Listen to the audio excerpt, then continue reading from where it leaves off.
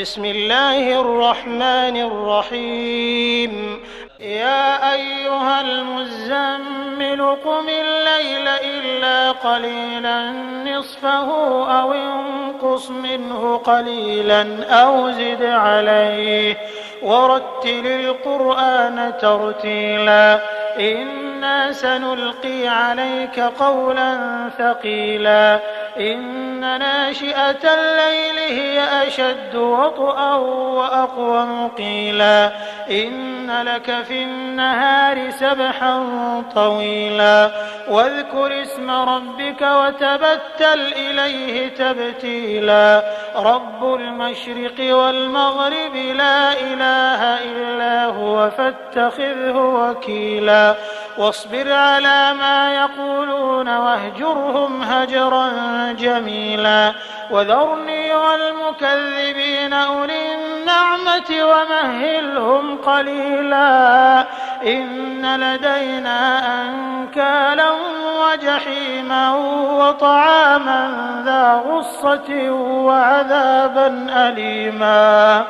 يوم ترجف الأرض والجبال وكانت الجبال كثيبا مهيلا إنا أرسلنا إليكم رسولا شاهدا عليكم كما أرسلنا إلى فرعون رسولا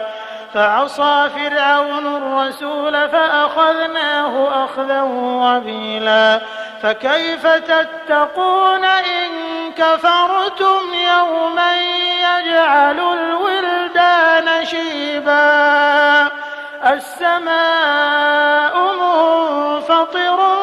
به كان وعده مفعولا إن هذه تذكرة فمن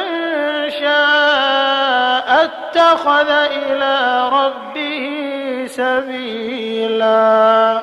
إن ربك يعلم أنك تقوم أدنى من ثلثي الليل ونصفه وثلثه وطائفة من الذين معك